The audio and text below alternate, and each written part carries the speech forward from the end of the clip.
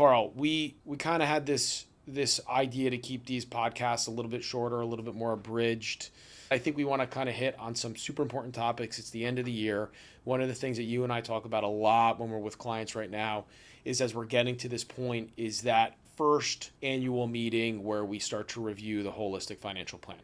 So you're a CFP, you're a CHFC, you have a bunch of other designations. So talk the CFP board, right? Like, what is one of the main reasons why there's been this massive push in our industry over the last 20 years to kind of not just get these designations, but really, really understand the importance of the education behind it? I think it really comes down to, leading with the planning versus leading with just an investment recommendation. And that was a big issue where everybody just would, wanted to check a box. There's so much more you learn about a client when you sit down and you walk through what's important to them, what their goals really are, what needs to be accomplished, what's on the horizon and when. And taking that data and building recommendations around that.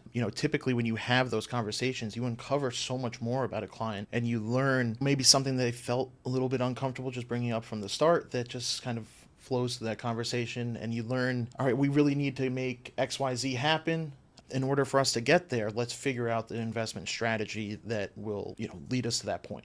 Where if you just come in and you say, oh yeah, we've got, here's an IRA, we're just going to plug you into this strategy with no real guidance behind that decision. That's where you see a lot of these, the plans fail essentially because there is no plan.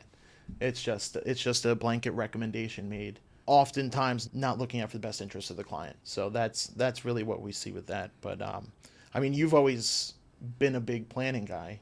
What do you see often when you speak with clients about maybe something they've seen in the past or what they've experienced? Yeah.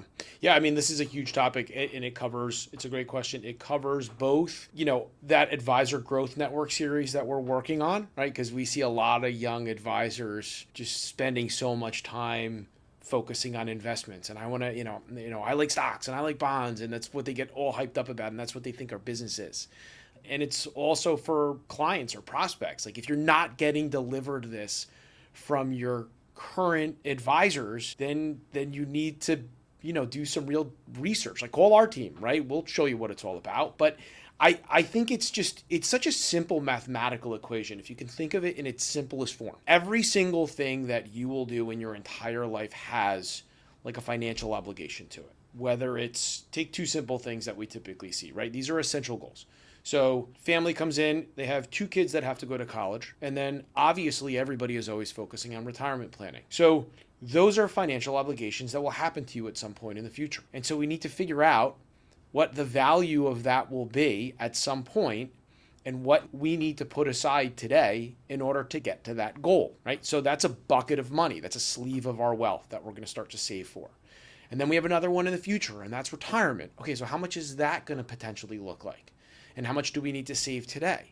You're only in your working years for, let's say you get out of college and you start working at 22 or 23, and then, you work till 65. So, maybe you got 40 something years, but look at morbidity tables. We have clients in their late 80s that are still playing tennis, right? So people are living longer. They need capital for longer. So we got 45 years to save for 65 or 70 years or 80 years worth of obligations. And we need to figure out, like, what's essential, what's aspirational, right? What goals do we have to save for? What goals do we want to save for? And then once we figure that out, now we know, like, the time horizon. I don't want to ask you what your time horizon is. I'm going to figure that out for you. Give me all the data. Tell me what's going on in your life. And then we'll back into the asset allocation for those sleeves based off of a hierarchy of what's the most important, what do we have to do, and what do we want to do, right? And I think if you look at any study that has to do with financial planning, you will find very, very quickly that the one thing that most people say that have a financial plan is they wish they would have done it sooner. They wish they would have started planning when they were coming right out of college. There's no reason to not start doing it then. So that's what I've seen. That's what I think is the most valuable and the most important. If clients are not doing this, if they're not getting delivered this from their financial advisors, I would be looking for somebody else. And if you're just getting out of school and you're just getting out of college and listen, you want to talk to somebody on our team and you want a free plan, like, listen, we'll go ahead and help you out. I mean, we can make a difference in someone's life by doing that for them. So that's my macro thought on the planning side of things. I think we're going to keep this short and sweet. I hope this helped people out. If you have any questions, concerns, thoughts, please DM us, reach out to our team, and we'll see if we can help you out.